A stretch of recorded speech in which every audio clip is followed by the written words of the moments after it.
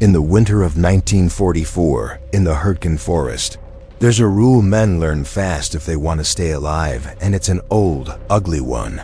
Never trust silence. When the artillery stops, something is moving. When the wind drops, someone is lining up a shot. And when a German bunker looks empty, it's because someone cleared it that way on purpose. Harker knows all this, and still he drives his men up a nameless hill, straight into a concrete mouth nearly swallowed by snow. Things go wrong within minutes. The squad's radio, strapped to the chest of a shaking operator, carries no allied voices, just the sound of heavy chains being dragged. Steady and measured, like work happening in the dark. Under it, there's a rhythmic whisper in a dialect none of them recognize. Harker tells himself it's interference. He's told himself worse things in that forest. The night before, he decided not to go back for a man who was calling his name. Hürtgen isn't a battle people brag about. It's a battle that wears you down. The forest eats divisions meter by meter, gained and lost, and the enemy doesn't need to show himself to kill you. Bouncing mines, tree bursts, short-range fire, cold leaking through soaked wool. The 28th Division bleeds along trails that turn into rivers of black mud, and every improvised pullback turns into a problem with no clean edges. Harker leads what's left of his squad 7 men who can still walk and still carry something heavier than fear. They move through shattered trunks like broken bones, guided by a corporal who swears he spotted an opening on the slope. A field bunker, secondary line, built to soak up shock and fire. The decision that poisons everything happens 20 hours earlier on a night with no moon. A soldier named Callahan takes shrapnel in the thigh from a tree burst and drags himself off the trail to stay unseen. He snags on roots and wire, bleeding, calling low, because calling loud brings German patrols. Harker hears him. He looks back. He weighs time and noise the same way he weighs ammunition. And he makes the choice that keeps him alive one more day. He signals forward. The radio dies, German artillery opens up, and going back turns into suicide. He tells himself he'll return at dawn.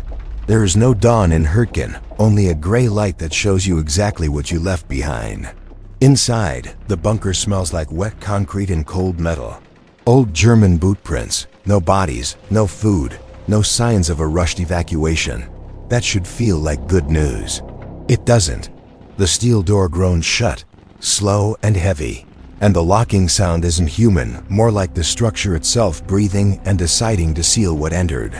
Harker orders lights low, no candles, stay close.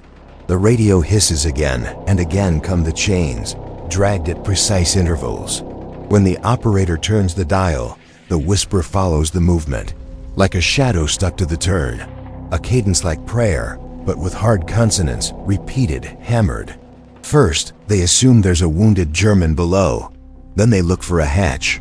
There isn't one. Just a short corridor, 2 side compartments, and a back wall with an opening covered by rotten boards. When the youngest man, still trusting explanations, breaks the wood with his rifle butt, it gives way to a narrow cavity. Inside, clamped into the concrete, is a thick length of chain, embedded like it's been there since the bunker was poured. It doesn't end anywhere visible. It runs into the wall. The first rule of what comes next shows up without poetry. The bunker isn't shelter. It's a trap that learns. The second follows.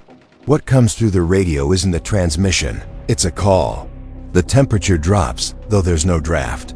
Breath turns to fog, and the fog doesn't rise. It hangs at knee height, heavy like smoke. The man who broke the boards steps back and feels something brush his boot. He looks down and sees, for the first time, that the darkness has an edge. It isn't missing light. It's something solid, a stain spreading from the corner like oil that won't reflect.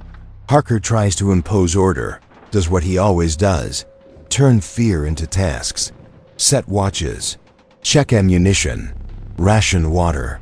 But normal routines fail when space starts acting like a living thing. The steel door behind them clanks and locks again on its own, like it's reinforcing the choice. The radio hisses, and for a second, a voice comes through, not distant, but like it's whispering from inside the operator's ear. It says a name, Callahan. The operator chokes. No one has said that name since the night before. Harker feels his stomach drop. He steps toward the radio, and the chains answer, dragging once, closer. The third rule arrives when the first man disappears. He isn't dragged screaming. He isn't shot. He steps 2 meters away to relieve himself, and when the light swings back, only his helmet is left on the floor. His tracks stop like he was lifted straight up. The oily shadow shifts, then stills. They search in controlled panic, discipline breaking down. The corporal who always jokes tries to laugh and can't. The laugh turns to coughing, the coughing to blood. When Harker grabs him, his palm finds something hard under the cloth, not rib, but metal. Like the body is being replaced from the inside with cold iron. The Sentinel fully shows itself when it no longer needs subtlety. It doesn't arrive with a face. It arrives with weight. A point in the corridor darkens until it swallows the lantern, and from that darkness forms a tall silhouette, broad-shouldered like a soldier of steel trapped in a uniform without fabric.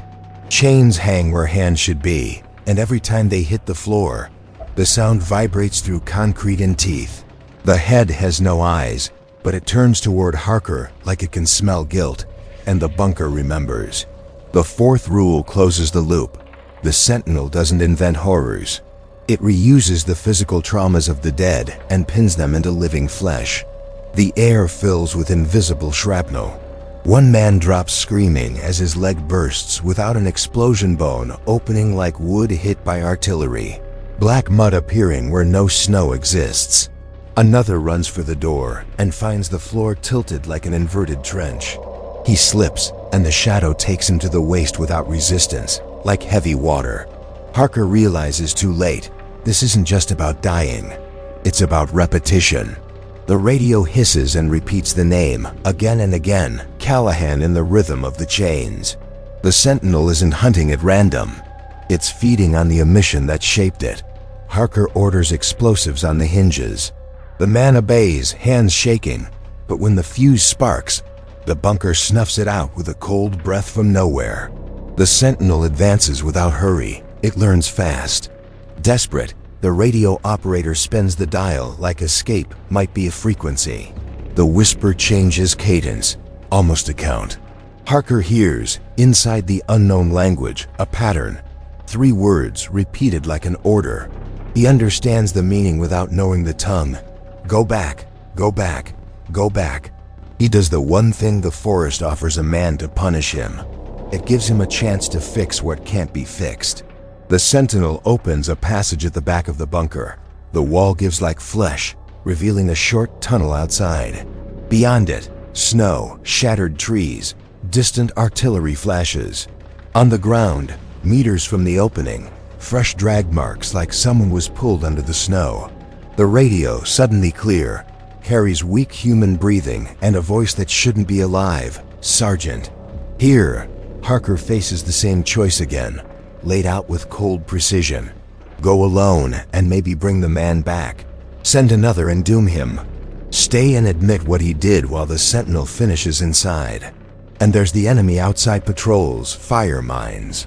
He looks at the 2 men still standing. They wait for orders. They still believe he's the kind of leader who goes back. He decides to go out.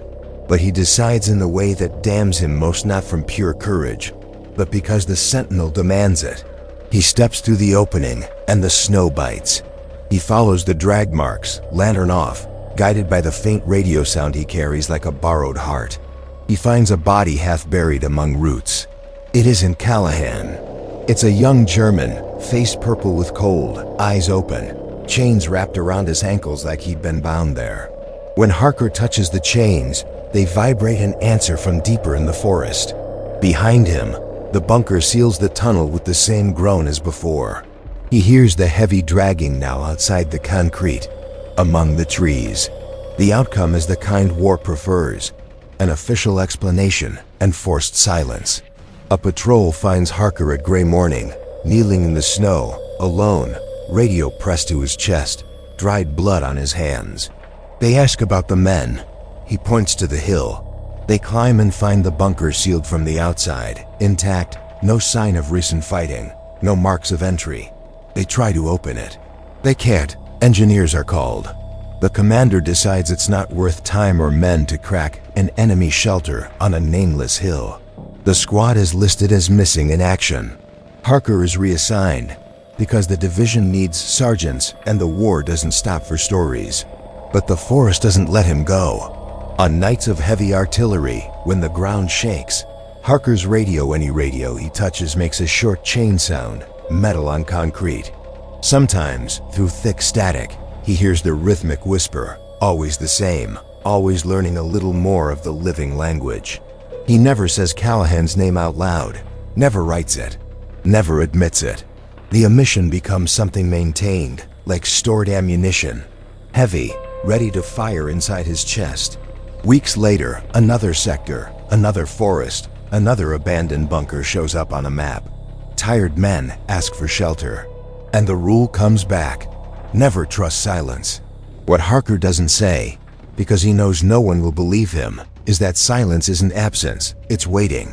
If you want more war stories where the horror doesn't fall from the sky, but rises from what blood wakes in the ground, stay here, because some fronts never end. They just change maps. Next time a radio hisses without a voice, listen. It might be the forest calling the name you tried to forget.